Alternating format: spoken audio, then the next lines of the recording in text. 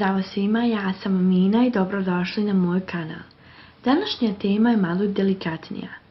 Danas ćemo pričati kako ustupiti u vezu sa samohranom majkom, koja je na početku, dok vas nije upoznala, postavila svoje ciljeve. S njom veza je veliki izazov, zato nemojte stupati u vezu s njom dok ne izdefinišete svoje ciljeve. Najveća greška muškaraca je ako ulazi u vezu sa samohranom majkom iz socijalnih razloga, a da ne spominjemo druge razloge, znamo veoma dobro koje su to, ili ako želi da bude njen junak i da je spasi od ogovaranja. Socijalni razlog ulaska u vezu podrazumijeva da on želi da bude njen vitez u njenom životu, ali nije ni svjestan da time pokazuje koliko je on dječak i koliko mu je bila potrebna pažnja u pubertetskim danima. Samohrana majka je pretežno povrijeđena fizički, emotivno, psihički. Tu sad nastupa njen vitez da bi je zaštitio i da bi joj ponovo pružio pažnju i ljubav, da bi ona mogla biti voljena. Jer na Balkanu je nažalost samohrana majka etiketirana svim mogućim nazivima. Jer one su niskog samopouzdanja i baš zbog toga dozvole sebi vezu sa slatkorječivim dječacima. Što mi je najsmiješnije, što oni misle da ako su s nama u vezi, da su naši spasitelji, da su oni naši dar od Boga. Moj jači spol, da ja vama nešto kažem.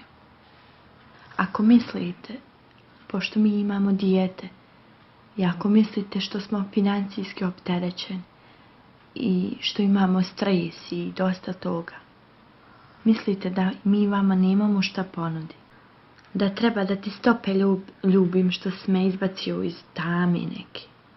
Kao ja nisam znala šta je život dok tebe nisam upoznala. Misliš ti da si dobra duša što si ostao sa mnom?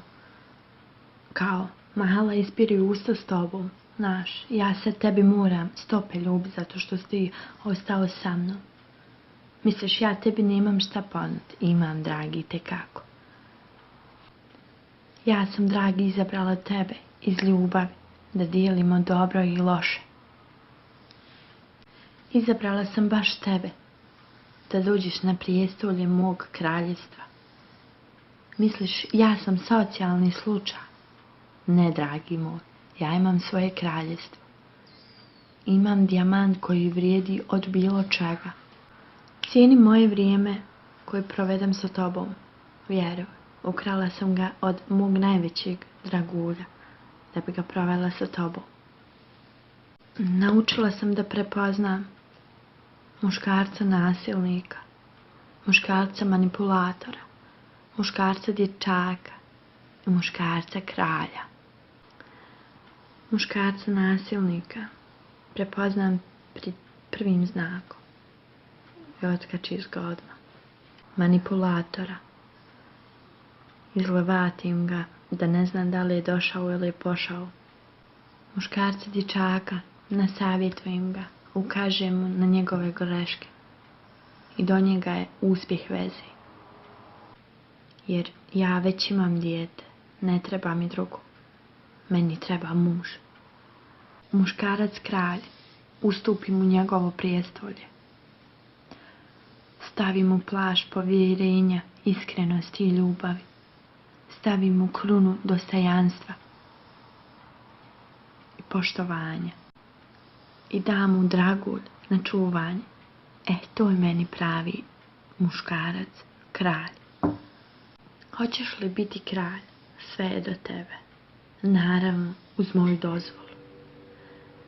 Ne zato što ja želim da se nešto pravim ili nešto. Ne.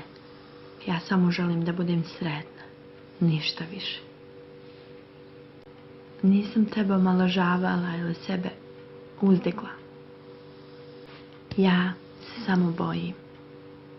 Uloga kraljice je prvenstveno da djeluje i sačuva svoje kraljevstvo, jer prejaka je ona za slabog muškarca.